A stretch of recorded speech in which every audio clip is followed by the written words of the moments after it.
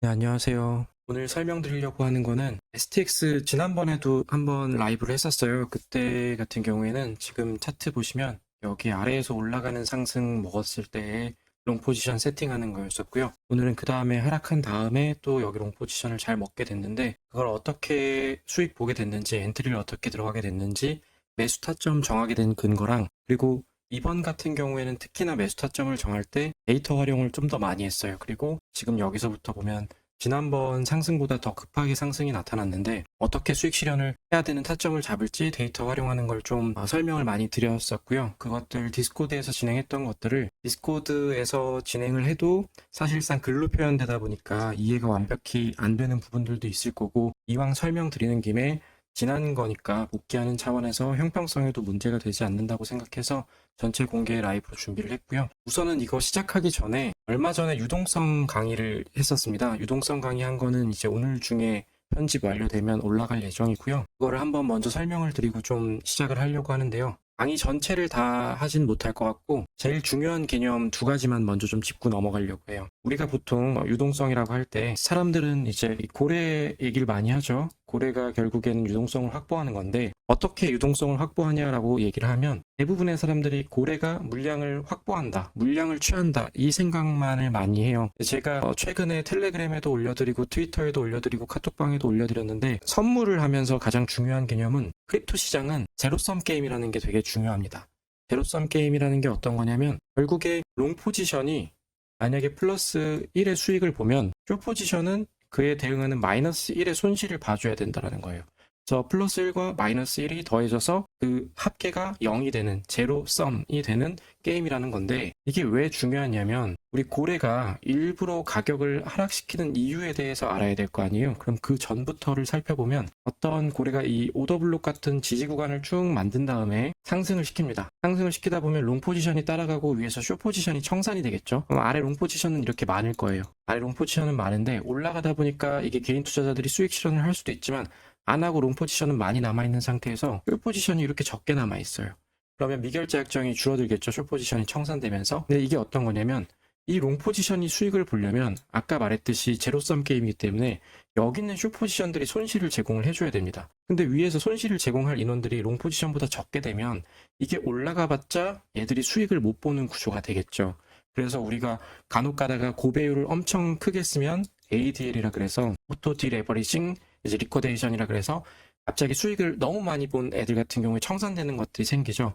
그게 제로섬 게임에서 거래소가 손실을 안 보고 이 거래자들끼리, 매수 매도자들끼리의 손실 수익이 합계가 0이 되어야 되는데 그게 안 되기 때문에 생기는 거고, 쉽게 요약하자면 이 먹으려는 애들은 많은데 줄 수 있는 애들이 적다 보니까 고래가 이 줄 수 있는 애들을 끌어들이기 위해서 하락을 시키는 겁니다. 이 하락을 시키는 중에는 두 가지 이유인데, 하나는 이 올라갈 때 들러붙었던 개인 롱 포지션들을 떨궈야겠죠.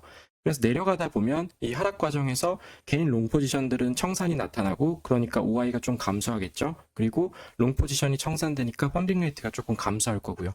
그렇게 하면서 청산된 롱 포지션을 세력들이 보유량을 증가시킵니다. 왜냐? 자기들이 유통되는 물량 중에서 그 유통 물량의 비율을 많이 가져가면 가져갈수록 세력의 유동성이 증가되게 돼 있죠. 그래서 보통 우리가 알고 있는 유동성의 확보는 이걸 얘기를 하는 겁니다. 세력이 롱 포지션을 상승 유동성을 기준으로 했을 때 세력이 롱 포지션을 청산시키고 그 롱 포지션을 자기들이 보유함으로써 이 주가를 위아래로 움직이기 쉽게 만드는 게 일단 첫 번째고요. 그거는 보유량을 증가시켜서 핸들링을 한다라는 거고, 두 번째는 아까 말씀드렸던 선물에 있어서의 기본 원칙, 제로섬 게임이기 때문에 여기 올라가려는데 위에 숏 포지션이 너무 적고 펀딩 레이트가 올라가 있으면 롱 포지션이 수익을 못 내고 펀딩비에 대한 부담이 크기 때문에 숏 포지션을 유도하는, 즉 유인하는 하락, 일부러 나중에 여기서 다시 올리면서 청산시킬 거지만 내가 이때 올라갈 때 너희는 수익을 나에게 줄 수 있도록 손실을 제공해야 돼라는 숏 포지션을 많이 끌어들이는 거죠. 그래서 두 번째는 뭐냐면 유동성 확보의 두 번째 개념은 숏 포지션이 역시 증가가 필요하다. 왜냐? 롱 포지션이 수익을 내려면 그 손실을 제공해 줄 수 있는 숏 포지션이 필요하기 때문이라는 겁니다. 이 두 가지 개념을 알고 나서 오늘 시작하는 라이브를 들으셔야 돼요. 그래서 여기서 진행을 해보자면 우선 오늘은 디스코드를 좀 보여드리면서 진행을 할게요. 여기 보시면 이게 12월 19일이에요. 어제부터 시작이 된 거고 사실상 플랜이 어제부터 시작되진 않았습니다. 이 위에는 그 전에 이제 그 앞에 먹었던 상승에 대한 부분이고, 어제 전반적으로 어제는 좀 하락장이 아시아 마켓부터 해갖고 뉴욕 마켓까지 좀 이어지는 장이었죠. 그래서 쭈루룩 이렇게 이 상승 채널을 그린 상태였어요. 여기서 저희가 이거를 STX를 디스코드에서 왜 얘기가 나왔었냐면, 여기서 올라갈 때 누가 이거 CVD 좀 확인해 달라고 말씀을 하셨었어요. 근데 이게 선물 기준으로도 그렇고 현물 기준으로도 그렇고 최근의 고점을 넘어설 구간에서 상승이 나타나고 있었기 때문에 이 상승이 나타나는 구간에서 CVD가 보라고래 CVD가 조금 증가한 상태였었어요. 그래가지고 이게 되게 좋다라고 생각을 했었고, 바이낸스에서는 선물 차트가 거의 사실상 여기까지밖에 없는 거지만 뒤에서 보여드릴 건데, 현물 차트 기준으로는 쭈르륵 위에서 상승 나오다가 쭉 하락 나오고 나서 어큐뮬레이션을 좀 오랫동안 가진 상태에서 이제 스프링 나오고 페이즈 D 넘어가면서 발산 준비하는 단계였습니다.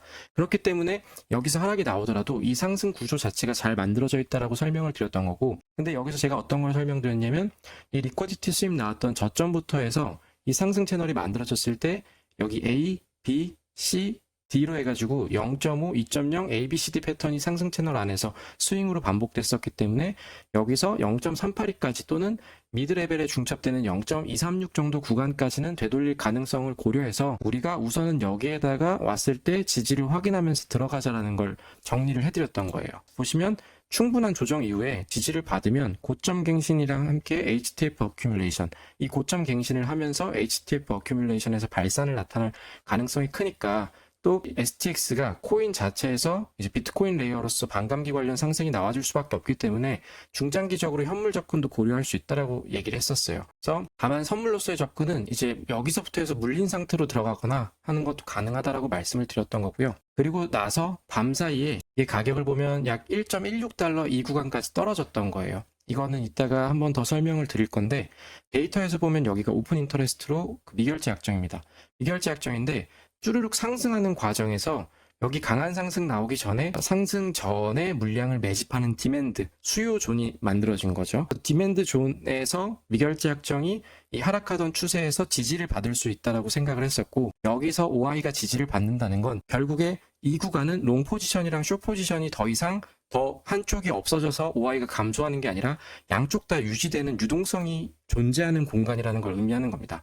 그 유동성이 존재하는 공간이라는 게 무슨 말이냐면, 아까 처음에 이 강의 시작할 때 롱 포지션을 세력이 보유하는 것도 중요하지만 숏 포지션을 또 끌어들이려고 한다라고 했었잖아요.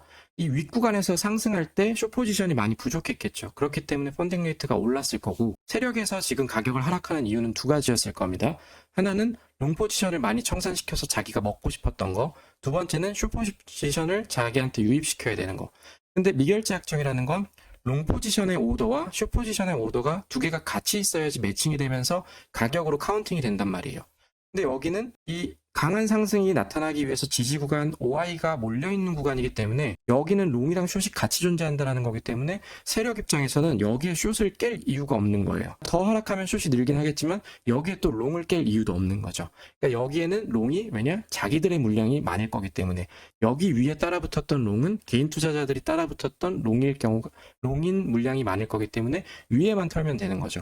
그래서 여기 지지가 나오면 이거는 먼저 좀 선진입할 수도 있다는 얘기를 했던 거고요. 그래서 STX의 경우에서 세력의 미결제 약정을 어느 정도 보존하려 한다. 이게 왜다? 롱이나 숏의 일정 부분이 유지된다는 거기 때문에 유동성을 보존하려는 거고, 이 OI의 디맨드 구간을 지켜줄 가능성이 높다라고 말씀을 드렸어요. 어제 밤 한 11시 정도에 말씀을 드린 거고, 이게 가격으로는 1.17달러 정도 되기 때문에 이 구간에서 더 하락이 나올 수 있지만 어느 정도 손실을 감수하고 진입할 수도 있고, 또는 LTF에서 이 구간을 지켜준 다음에 MSB, 마켓 스트럭처 브레이크의 반전 컨펌이 나타나는지 들어갈 건지는 개인이 판단할 수 있다. 왜냐면 밤 시간대니까.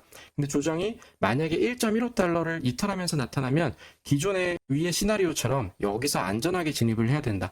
왜? 1.15달러를 넘어버리면 여기가 한 1.17달러인데 여기 정도였어요. 여기를 이탈하면 사실상 미결제 약정의 디맨드 구간을 이탈하면서 여기 아래로 스윙 로우를 이어갈 가능성이 높기 때문에 여기서 들어가야 된다고 말을 한 거죠. 그렇게 된 거고, 쭈루룩 보면서 단기적으로 여기서 지지가 나타난다는 걸 말을 했던 거고요. 저기가 OI 디맨드 존입니다. 이따가 코인올라이즈에서 한 번 더 설명을 드릴게요. 그래서 지지가 이게 계속 된다면 밤 사이에는 단기 선투입을 고려할 수 있고, 근데 STX는 그 ABCD 패턴의 0.382 레벨까지는 물려 있을 수 있다라는 생각으로 진입을 하라라고 한 겁니다. 즉 만약에 밤사이에 진입했다면 여기죠. 여기서 진입한 다음에 여기까지 하락해도 물려 있어라. 그리고 나서 여기서 들어갈 때 스탑을 더 아래로 내리든지 해서 들어가자라는 거죠. 그런 다음에 밤사이가 지나고 오늘 아침이 된 거예요.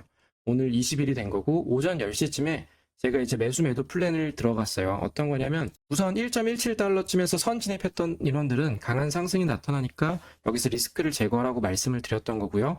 제가 대략 한 1.22달러 정도에서 진입하자라고 올렸던 거고, 이 현재 구간 근처에서 분할 매수를 진입하는데 왜 그러냐면 이 STX 같은 경우에는 현물 접근 방식으로 선물을 저배율로 운영하라 그랬어요. 왜냐면 여기서도 상승하다가 또 한 번 떨구면서 롱을 매집할 수 있다라고 생각을 해가지고, 그래서 스탑을 조금 한 10% 정도를 러프하게 설정을 했고, 아래에서 비중을 늘리면 스탑을 더 낮추어서 손해를 감수하고도 이 포지션을 운영할 만한 가치가 있다라고 말을 한 거고, 보통은 제가 포지션을 한 1할 리스크, 많아야 2할 리스크를 얘기를 합니다. 근데 최대 포지션을 거의 3할 리스크를 한 거기 때문에 STX 같은 경우에는 많은 비중을 투입한 거나 마찬가지인 거고요. 이때 왜 그랬었냐면 여기서 이 미결제 약정의 디맨드 구간에서 지지가 나타났고 여기서 반전이 나타나면서 여기서 하락이 나타나니까 롱 포지션들이 조금씩 빠져나가면서 사실 롱 포지션에 많은 청산이 나타나진 않았어요. 그러니까 아마 세력이 더 이상 롱을 받을 물량이 없구나, 애들이 더 나올 물량이 없으니까 내가 유통 물량이 많은 걸 가지고 있고 롱 포지션은 없고 숏 포지션이 들어오니까 펀딩 레이트가 내려가면서 충분히 이 정도까지면 됐다라는 생각으로 CVD를 올렸을 가능성이 큽니다. 그래서 미결제 약정이 지지가 나타나면서 여기서 변곡이 나타나고 CVD가 상승하는 걸 제가 확인했기 때문에 그래서 진입을 들어갔던 거고요. 그리고 나서 이제 상승 나왔던 것들 얘기를 하는 건데, 자, 여기서 오늘 지금 중요하게 말을 하고 싶은 건 결국엔 이 코인얼라이즈에서 데이터를 본 거예요. 이 차트를 할 때 시작된 거는 CVD를 파이어 차트에서 CVD를 본 거죠. 잠깐 한번 파이어 차트에서 CVD를 스택스 체크를 하고 가자면 여기에서 이제 19일쯤에 보라고래 CVD랑 이제 빨간고래 CVD가 확 늘었어요. 빨간고래는 10K니까 이제 10,000달러에서 이제 10만 달러, 10만 달러에서 100만 달러 정도의 금액대가 한 번에 매수될 때 그 금액대의 CVD가 증가했는지를 본 거죠. 그리고 여기가 상승 나타났던 거, 그 다음에 236 레벨까지 조정이 나왔던 거, 여기가 오늘 상승이 나왔던 거. 그래서 요거 보고서 저희가 이거에 대해서 다시 확인을 하게 된 거고, 그래서 그 구간이 어떤 거였냐면 이게 미결제 약정 레벨인데 여기가 상승이 나타나면서 강한 상승, 여기 강한 장대 양봉을 미결제 약정 차트에서도 뽑은 거죠. 그러니까 여기는 오더블록 구간이라고도 할 수 있지만 제가 미결제 약정이니까 러프하게 디맨드 구간이라고 잡은 거예요. 디스코드에서도 질문이 있었는데 오픈 인터레스트나 아니면 CV 같은 이런 데이터 차트도 프라이스 액션에 대한 기술적 분석 근거들을 적용할 수 있냐는 질문이 있었는데, 결국에는 얘들이 가격에서 나타나는 유동성 또는 가격을 올리는 매수세, 거래량, 강도 이런 것들을 표현하는 거기 때문에 우리가 거래량을 가지고도 RSI 같은 걸 다이버전스 보거나 뭐 이런 것처럼 가격 가지고도 보는 것처럼 결국에 강도를 나타내는 것들은 이런 식으로 다 볼 수 있습니다. 그러니까 프라이스나 아니면 거래량을 나타내는 것들을 이용한 지표들은 기술적 분석을 쓸 수 있다는 거고, 좀 러프하게 잡았기 때문에 여기 안에 들어갔어도 지지를 받는다라고 생각을 한 거예요. 지지 받았고 뚫지 않고 여기서 올렸죠. 여기서 올리는 거 보면서 들어가게 된 거고요. 그래서 여기가 1.17달러에 보시면 1.67, 1.7 이 정도 되는 지지 구간에 해당했습니다. 그래서 여기서 선진입할 수 있었다라는 거고요. 쭈르륵 하락했고, 이게 왜 이런 흐름이 나타났는지를 이제부터 유동성의 관점에서 설명을 드릴 건데요. 여기가 지난번에 수익을 봤던 상승 구간이었어요. 여기서 상승 구간에서 제일 중요했던 건 어떤 거냐면 이 상승하는 과정에서 이 청산을 보면 아래가 롱 포지션의 청산이고 위에가 숏 포지션의 청산입니다. 여기가 상승 구간에 해당하는 범위였는데요. 상승을 하니까 숏 포지션들이 청산이 됐겠죠. 근데 롱 포지션도 청산 물량이 많이 나왔어요. 이 정도 되는 롱 포지션의 청산은 아마 올해의 청산이었을 가능성이 큰데, 즉 세력의 청산이었을 가능성이 큰데 계속 올라가려고 하는데 이 개인 투자자들의 물량들이 수익 실현을 하면서 방해를 하는 게 있었겠죠. 물론 세력이 한 번에 올릴 수도 있었지만 이 당시가 세력이 올리기에 좋은 매크로 환경이 아니었던 걸로 생각을 해요. 그러니까 여기서는 계속 수익 실현이 나오면서 명확하게 올라가지를 못했던 거고, CVD가 강하게 상승 나오면서 올라갔지만 결국에 세력의 입장에서는 여기서 올리기에는, 여기서 보면 여기는 조금 올리기 좋았던 공간인데 이렇게 펀딩 레이트가 쭉 올라가 버렸죠. 그래서 지난 상승에 대한 얘기입니다. 지난 상승에서 좀 올려보려니까 펀딩 레이트가 올라가면서 강한 롱 포지션들이 계속 들어온 거고, 또 일부의 롱 포지션들은 계속 수익 실현을 하면서 가격을 떨고요. 이런 것들이 생기니까 세력이 매수세를 발휘하다가 그냥 이 떨구기 시작한 거예요. 아, 여기서는 내가 가지고 있는 물량으로 봤을 때 내가 원하는 구간까지 한 번에 상승시키기가 어렵겠구나.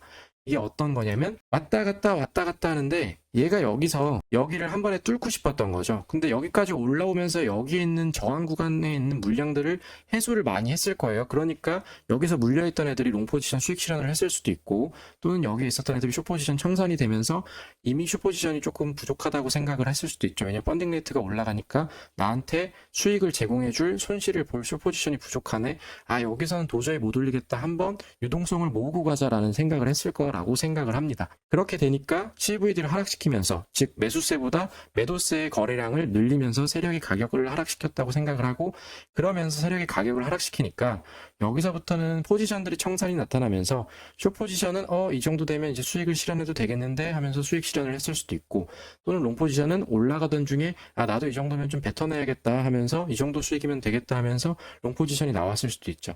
그런 다음에 단기적으로 올리는 척을 조금 해줍니다. 근데 단기적으로 올리는 척을 한 다음부터 이제 롱 포지션들을 여기서 쭈루룩 많이 청산을 시키는 거죠. 이 물량들이, 롱 포지션 물량들이, 여기 보면 숏 포지션 물량은 거의 없죠. 이 롱 포지션 물량들을 뱉어내게끔 해가지고 청산시켜서 세력이 먹는 과정이 생기는 거예요. 그리고 이 과정에서 숏 포지션에 청산이 없다는 건 숏 포지션이 가격이 하락하고 매도세가 더 거세지니까 이거 하락할 가능성이 높겠다 하면서 유인된 겁니다. 즉 세력은 가격을 상승시키고 싶은데 그 전에 나한테 수익을 제공할 숏 포지션을 유인시킨 거예요. 그리고 나서 좋았어, 이제 내가 이때까지 모아놨던 미결제 약정의 지지 구간에 도달했으니까, 그리고 펀딩 레이트도 아직은 조금 부족하지만 숏 포지션이 지금은 좀 달려드네, 한번 올려보자 라고 한 겁니다. 그래서 여기서 강하게 매수세를 주면서 상승을 시켰고, 상승을 시키는데도 여기서 보면 미결제 약정이 올라요. 미결제 약정이 여기서는 이제 오르면 안 되는 구간이거든요. 왜 그러냐면 가격이 상승할 때 이때 숏 포지션의 청산이 나타나기 시작합니다. 숏 포지션의 청산이 나타나기 시작하는데 미결제 약정이 오른다? 왜냐, 펀딩 레이트가 양수값이기 때문에 롱 포지션이 이미 많은 상태예요. 근데 펀딩 레이트가 오히려 줄면서 가격이 상승하고 있는데 숏 포지션이 달려드는 거죠. 왜? 이미 여기서 하락하는 낌새를 줬었고 학습을 시켜놨으니까 여기 가격 상승이 나와도 이제 비트도 좀 횡보하고 애매한 단계니까 개인 투자자들이 이거는 숏을 다시 들어가도 될 거야, 얘들이 단기 고점일 거야 하면서 달려드는 게 있으니까 생각보다 달려드네, 이거 먹고 올라가도 되겠다라고 세력이 생각을 했을 수 있는 거죠. 그러면서 강하게 유동성을 밀고 올라가면서 매수세로 이 숏 포지션들을 청산시킵니다. 근데도 펀딩 레이트가 안 오르네. 숏 포지션이 청산되면 롱이 많이 남아있으니까 당연히 펀딩 레이트가 올라가야 되는데, 증가해야 되는데 안 오르네, 이거 계속 올려도 되겠다, 얘네 숏 포지션 물량 내가 먹어도 되겠다, 이 생각을 하고 올리는 거죠. 그래서 보면 여기가 올리는 시점인데, 올리기 시점에서 처음에 요 정도 물량 나온 건 사실상 이 정도 청산 물량은 개인 투자자의 물량이라고 할 수도 있고, 또는 세력이 상승을 할 때 어떻게 주냐면, 우리가 세력이 이렇게 상승하지 않잖아요. 갑자기 한 번에 이렇게 하는 경우도 있지만, 어떤 식이냐면 올라가려다가 여기서 오늘도 어땠냐면 한 1.3 정도인가 3.5 정도까지 올렸다가 바로 한 1.31 정도까지 떨어뜨렸었어요. 그래서 제가 디스코드에서 뭐라 그랬었냐면, 처음엔 리스크를 제거하라 그랬었다가 스탑을 엔트리로 옮겨서 본절이 되게 만들라는 거죠. 그렇게 하라고 했다가 이거 세력 흔들기에서 스탑 나가고 나서 쭉 올릴 수도 있겠다 싶어서 리스크 제거한 걸 취소한다라 그랬어요. 그래서 이렇게 다시 올라가고 쭉 올라가는 거죠. 그때 나오는 세력이 쉽게 말하면 올릴지 말지 고민하는 것처럼 이제 개인 투자자들 흔들려고 하는, 그때 뱉어내는 미끼용 롱 물량이라고 생각하면 됩니다. 그러니까 미끼용 롱 물량을 뱉으면서 가격을 하락하니까 최근까지 하락하던 추세에 익숙해졌던 개인 투자자들은 어떻게 해요? 숏이 들어오는 거죠. 그러니까 가격이 상승하는데도 이미 숏이 들어온 개인 투자자들의 습성이 뭐예요? 숏 물리면 빨리 손절하고 나가야 되는데, 데이터 보고 이게 진짜 강한 상승인지 아니면 잠깐 올렸다가 빼는 건지 알아야 되는데, 대부분의 개인 투자자들은 우리 어떻게 해요? 여기서 숏을 들어갔어요. 근데 상승이 올라오네, 여기서 추가하죠. 이러니까 이게 다 세력한테 어떻게 되는 거예요? 먹잇감으로 작용을 한 겁니다. 그리고 나면 여기 올 때까지는 이 구간 동안에는 롱 포지션 청산 물량이 없고 숏 포지션만 엄청나게 청산돼요. 그 구간이 어디예요? 여기 가격 쭈르륵 상승하는 1.35, 1.4 여기까지 온 거죠. 이거에서도 중요한 게 뭐냐면, 여기 쭉 올라갈 때 제가 디스코드에서 뭐라고 말씀드렸었냐면, 펀딩 레이트가 많이 조정되진 않았는데 미결제 약정이 하락하고 나서 강한 상승이 나타나고, 또 CVD가 변곡을 주기 때문에 이거는 추가 상승 가능성을 의미합니다. 언제 1.255대, 그러니까 매수 포지션을 들어갈 수 있다는 근거를 조금 더 말을 해준 거죠. 그리고 나서 이제 여기서 리스크 제거를 취소한 게 나오네요. 그러니까 앞쪽에서 오를 때 1.24 구간 정도 됐을 때 리스크를 제거하고 본절 시 엔트리를 낮춰서 재진입을 하라 그랬는데, 그게 아니라 조금 지났을 때 리스크 제거를 취소했어요. 왜냐면 그 롱 물량, 미끼용 물량이 나온 걸 보고서 그냥 재하락이 나타나도 견디면서 추가 매수 진행하자라고 했던 거고요. 그 다음에 이제 강하게 상승이 나타나니까 이 1.29가 최근에 D포인트로 강한 이제 고점 만들었던 구간이에요. 여기까지 넘어가면 이제 리스크 제거해도 되겠다라고 생각을 한 거죠. 그래서 여기서 리스크 제거하고 소량 정리하자고 했던 거고요. 그리고 이때 소량 정리는 이 흐름이 너무 좋았기 때문에 많은 정리가 아니라 혹시나 다시 되돌려서 본절이 나가면 우리가 수수료도 내야 되고 멘탈이 좀 안 좋아지잖아요. 그러니까 그 정도를 대비하는 아주 소량을 정리하자라고 한 거예요. 그래서 추가 상승 가능성이 있다는 걸 얘기했었던 거고, 여기서 리스크 제거 반드시 해야 된다라고 말한 거고, 계속 미결제 약정이 올라가고 있었다는 걸 말을 한 겁니다. 근데 여기서부터가 중요해요. 자, 제가 어떤 걸 그랬냐면 여기 미결제 약정에서 강한 장대 음봉이 나타났죠. 그리고 여기서 올라가요. 그럼 여기는 위에는 어떤 구간이에요? 이 장대 음봉은 IMB고 FVG니까 그게 나오기 전에 여기 베어리시 오더 블록이 있는 겁니다. 베어리시 오더 블록이 있다가 하락을 하고 나서 상승하는데 강한 장대 항봉으로 여기를 채운다는 건 여기도 쉽게 말하면 거래가 충분히 안 이루어진 구간이기 때문에 여기를 쉽게 채울 가능성이 높다라는 거예요. 그래서 여기 IMB 해소하고 나면 여기 오더 블록을 뚫는 불리시 MSB, 마켓 스트럭처 브레이커가 나타나면서 브레이크 블록 같은 게 만들어질 가능성이 있는 거죠. 그러니까 이게 상승 나타나면 OI가 IMB 구간 해소한 다음에 불리시 MSB 만들 거고, 이거 만들면 진짜 강한 상승 나올 거다. 그러니까 1.3 정도에서 강하게 올랐지만 아직은 아니다라는 표현인 겁니다. 그리고 나서 중장기적 목표가를 현물로 가지고 제시를 했어요. 어떻게 제시를 한 거냐면 이게 현물 차트는 여기까지 다 있는데 선물 차트는 한 요 정도밖에 없어요, 바이낸스에서. 근데 여기서 HTF 상승 나오면서 디스트리뷰션 나오고 이제 오토매틱 랠리, 뭐 셀링 클라이맥스, 업스러스트, 그 다음에 세컨더리 테스트, 스프링이죠. 하락하다가 거래량이 갑자기 증가하면서 스프링 나타나면서 여기서 사실 세력들은 매집을 정말 많이 한 거예요. 그러니까 이 물량들 매집한 걸 우리가 여기서 하락한다 그래도 얘들은 상관이 없으니까 여기서 물량 다시 받고 하는 그런 움직임이 가능한 거죠. 그래서 이걸 뚫어주고 지금 미결제 약정이 강한 상승 나오면 적어도 한 1.6달러까지는 갈 수 있다라는 얘기가 된 겁니다. 그래서 상승 범위를 고민을 해보자면 현물 기준으로 할 때 HTF 어큐뮬레이션 이후에 1.6달러 구간이 유의미한 저항 구간이 될 가능성이 높다라고 얘기를 한 거고요. 보면 이 MSB 레벨로 만들어 놓은 곳으로 계속 IMB를 해소하면서 쉽게 올라가죠. CVD도 상승하고 있고, 여기서 보면 여기 미끼 물량 말고는 계속 숏만 터지고 있는 거예요.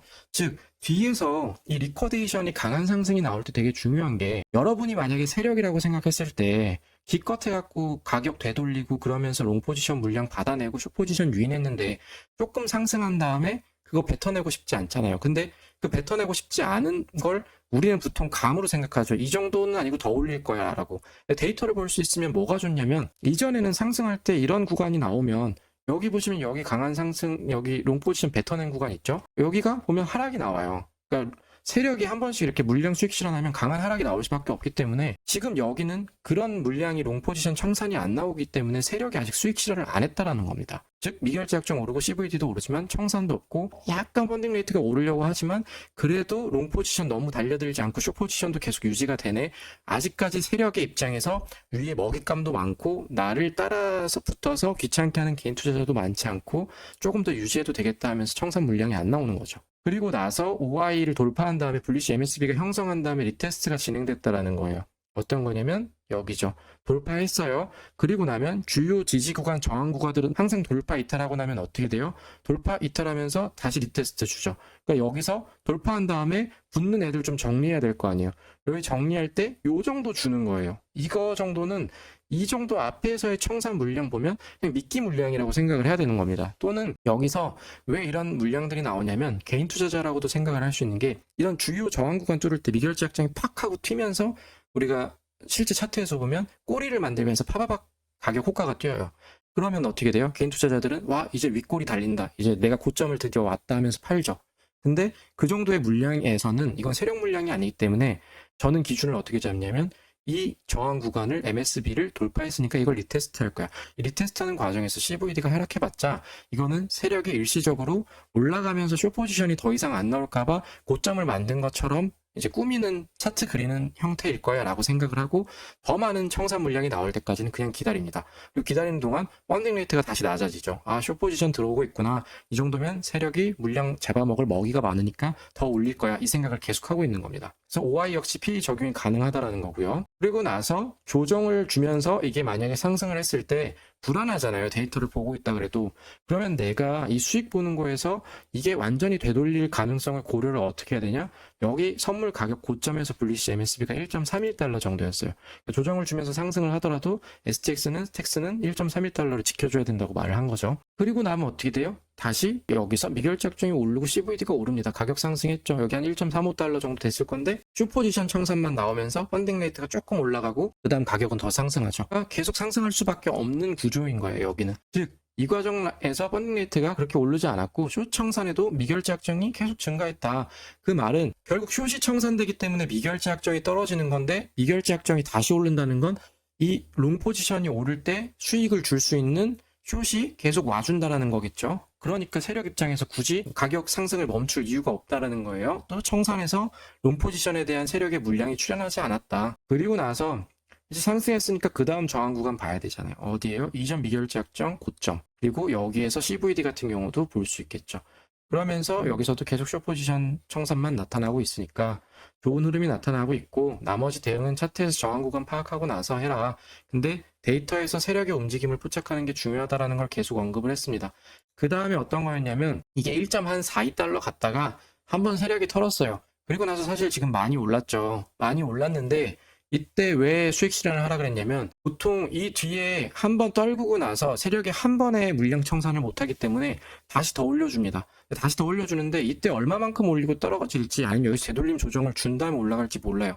그럼 우리는 선물 투자를 하고 장기적인 투자를 하는 건 아니기 때문에 일단은 수익을 확정 지을 필요가 있고 큰 물량의 청산이 나왔으니까 일단은 한번 정리하고 가라고 얘기를 한 겁니다. 그래서 여기서는 50% 수익 실현을 한 거고 세력의 물량을 한 번에 수익 실현할 수 없고 재차 상승이 한 파동 더 나올 거다. 그래서 남은 물량은 장기적 상승을 위해서 홀딩하고 더 높은 가격이 오면 분할 익절을 해라 라고 말씀을 드린 거죠. 그 다음에 포지션 종료하지 않았어요. 저 같은 경우도 포지션을 계속 반 정도 갖고 있고 이거를 왜 여기서 플랜은 종료했냐면 저희는 늘 말씀드리지만 이거 보시면 카피 트레이딩이 아닙니다. 카피 트레이딩은 왜 사는지 왜 파는지 모르는 상태에서 엔트리 주고 여기 올라가면 파세요, 여기 올라가면 사세요, 여기서 수익 실현하세요, 여기서 손절하세요 하는 거예요. 저는 손절가도 제가 생각하는 손절가를 드리지만 저희 멤버십 분들이나 다른 분들이 물어보실 때 지지 구간을 물어보세요, 저항 구간을 물어보세요. 제가 드린 손절 구간은 저의 개인적인 의견이고 그거에 대해서 개인이 들어간 포지션의 엔트리에 따라서 그 손절 구간은 달라질 수 있기 때문에 본인 스스로 판단할 수 있어야 된다고 얘기를 합니다. 이런 과정을 통해서 어떻게 사고하는지 어떻게 매매하는지를 근거를 공부하고 따라갈 수 있게 배울 수 있게 해드리는 거기 때문에 이 정도 중계를 해드렸으면 사실상 플랜으로서 중계가 많이 됐다라고 생각하고 종료를 했던 거고요. 그러고 나서 스팟도 같이 봤던 거였기 때문에 중기적으로는 1.6달러까지 상승이 가능하다고 판단하니까 보유 여부는 개인의 판단에 따라서 진행하라고 말씀을 드렸던 겁니다. 그래가지고 보면 여기서 한번 이게 좀 이렇게 보면 또 작아 보이죠. 근데 아까는 되게 컸어요. 이 정도면. 그러니까 수익 실현이 나왔고 이 뒤에 안 나왔으니까 여기에 지금 아직 세력이 수익 실현 안 했다라는 거죠. 롱 포지션 청산이 없으니까. 그리고 나서 다시 여기서 한번 또 지지하죠. 블리시 리테스트 해서 올라갔다가 여기서 또 지지하고 지금은 어때요? 여기 고점 구간 만들어 놓은데 돌파하려고 시도 중이죠. 이 말은 우리가 1.6달러라는 가격을 봤잖아요. 중기적인 스윙에서 거기까지 갈 수 있는 구조가 미결제 약정의 증가가 만들어졌다는 거예요. 미결제 약정의 증가라는 거 다시 한번 설명드리면 뭐냐면 미결제 약정의 롱 포지션은 팔려고 하니까 셀 오더를 내겠죠. 숏 포지션은 살려고 하니까 바이 오더를 낼 겁니다. 서로 가격이 매칭이 안 되는 상태에서 두 개가 결제가 안 된 상태에서 매칭이 되는 거니까 오픈된 상태라 그래요. 그래서 오픈 인터레스트라 그러고 미결제 약정이라고 하는 겁니다. 그 말은 뭐냐면 숏도 살아있고 롱도 살아있다라는 거예요. 근데 숏이랑 롱이 살아있어서 두 개가 서로 매칭되는 물량이 어떻다? 많다. 즉 미결제 약정이 많다라는 건 롱이 많다는 걸 의미한다? 아니다. 롱도 많고 숏도 많다는 걸 의미한다. 그 말은 뭐다? 롱이 많고 숏이 많으면 롱이 상승시킬 때 수익을 제공할 수 있는 연료가 될 수 있는 숏이 충분히 있다. 왜? 여기는 가파르게 상승시켰지만 완만하게 하면서 계속 흔드니까 이 정도 되면 숏 포지션 들어가서 먹어도 되겠어. 또는 물려 있으면서 계속 불탄 숏 포지션들이 있겠죠. 그러면서 이게 된 거고 펀딩 레이트가 생각보다 가라앉았죠. 이러면 어떻게 되겠어요? 세력이 올리기 너무 좋은 거죠. 그러니까 우리가 물론 저도 분할 수익 실현을 했지만 분할 수익 실현은 멘탈과 리스크 관리를 위한 거고 만에 하나에서 수익을 최대로 보려는 목적인 거지 그게 아예 안 팔고 가만히 있어서 된다라는 건 아니에요. 그래서 저기서 롱 포지션 청산이 나왔다라는 건 여기서 되돌릴 수도 있다는 얘기이기 때문에 저 정도의 물량은 한 번쯤은 팔아주는 게 중요한 건데 중요한 건 여기서 보면 결과론적으로 보자면 오히려 세력이 한 번 더 매집을 한 걸로 보여요. 그러니까 잠깐 떨구고 거기서 개인 투자자들도 좀 저같이 따라 팔고 그런 다음에 세력은 한 번 더 매수를 한 걸로 보여서 어떻게 보면 당한 걸 수도 있겠죠. 근데 보통 우리 이런 상승 나올 때 어떻게 해요? 다른 분들 여기서 팔고 여기서 팔고 여기서 팔고 여기서 파는데 왜 파는지를 몰라요. 자기들이 분할 수익 실현하는 근거가 없는 거예요. 근데 이 꼬드기는 거, 그 다음에 올라갈 때 세력이 나오고 있는지 안 나오는지, 그 다음에 세력이 가격을 도대체 왜 하락시키는지. 분명히 우리는 CVD에서 봤을 때 보라고래도 들어왔고 이 정도 되면 이전 고점 뚫었고 여기서 되돌릴 이유가 없는데 여기서 되돌리면 세력도 안 좋은 거 아니야? 라고 대부분 생각하실 텐데 그게 왜 그렇다? 여기 올리는 과정에서 개인 투자자들이 따라 붙었고 그 롱포지션 물량을 세력이 한 번 더 갖고 가고 싶고 또 이때 올라갈 때 비트나 매크로 상황이 안 좋았을 수도 있는 거고 또는 여기서 이미 숏 포지션들이 너무 많이 청산이 되면서 펀딩 레이트가 올라가다 보니까 나한테 돈을 줄 수 있는 수익을 줄 수 있는 숏 포지션이 없으니까 한번 강하게 하락하는 척 하면서 이제 숏 포지션을 유인해야겠다 이런 거죠. 근데 여기까지 되돌리면 누가 봐도 롱 포지션 들어가고 싶으니까 여기서 왔다 갔다 내려갈 것처럼 하다가 올리는 거죠. 즉 세력의 심리는 올라갈 듯 하면서 내려가고 내려갈 듯 하면서 올리는 게 중요한 거죠. 그래서 우리는 그 심리를 역이용까지는 못하더라도 적어도 세력을 쫓아갈 수는 있어야 되고 세력을 쫓아갈 때는 차트의 분석은 기본적으로 당연히 돼야 되는 거고 그 차트에다가 매칭시켜서 이런 CVD, 그 다음에 오픈 인터레스트, 펀딩 레이트, 그 다음 청산 이런 것들을 활용해서 이게 진짜 세력의 물량이 나오고 있는 건지 개인 투자자들의 롱 포지션의 물량이 나오면서 그걸 세력이 흡수하고 숏 포지션을 유인하면서 유동성을 또 확보하고 있는 건지 이런 걸 이해할 수 있어야 된다는 겁니다. 그래서 정리를 하자면 오늘 중요했던 거는 가격의 지지 구간을 차트에서 지지 구간을 중첩시켰는데 이 중첩된 구간이 세력 입장에서 봤더니 유동성을 지켜줘야 되는 구간이었다. 그래서 여기서 지지가 나오는 걸 보고 굳이 여기까지 안 되돌리고 여기서 상승이 나왔으니까 이건 지지받고 유동성 증가하면서 상승이 나타날 매수 근거로 삼을 수 있다는 게 첫 번째였던 거고요. 두 번째는 매수 근거에서 진입을 했을 때 펀딩 레이트가 줄고 숏 포지션이 계속 달려들고 있고 여기서 롱 포지션에 리쿼데이션이 안 나오고 청산이 안 나오고 계속 매수 거래량이 나오니까 이거는 롱 포지션을 갖고 있는 세력이 강하게 올리려는 증거다. 우리는 세력이 한 번씩 이탈됐을 때 따라서 수익 실현해주면 되고 재매집까지 들어갈 필요도 없다. 다만 조금 늦춰서 잘 따라서 매도하면 큰 수익을 얻을 수 있다는 거죠. 이것만 해도 벌써 24%, 25%예요, 사실상. 그리고 저는 이거 5배 레버리지 쳤으니까 지금 꽤 나왔죠. 그러니까 트레이딩도 해외는 이런 근거 매매가 되게 잘하시는 분들이 많습니다. 데이터 보시는 분들도 많고. 근데 해외에서도 데이터를 가지고 복합적으로 해석해 주신 분들은 저도 공부하려고 찾아봤는데 잘 없었어요. 그래서 제가 계속 방법을 만들고 이것도 어찌 보면 100% 확실하지 않은 그냥 저의 방법론적인 거라서 참고만 해주시고 개인적인 공부를 꼭 하시길 바랍니다. 다만 당부드리는 거는 알트에서 그렇다고 해서 근거 없이 너무 아무 데서나 들어가면서 데이터 활용한다고 생각하시지 마시고 진짜 좀 좋은 위치에서 데이터 활용하면서 리스크 줄이고 손실 줄이고 수익 내셨으면 좋겠습니다. 오늘은 여기까지만 하겠습니다. 고생하셨어요.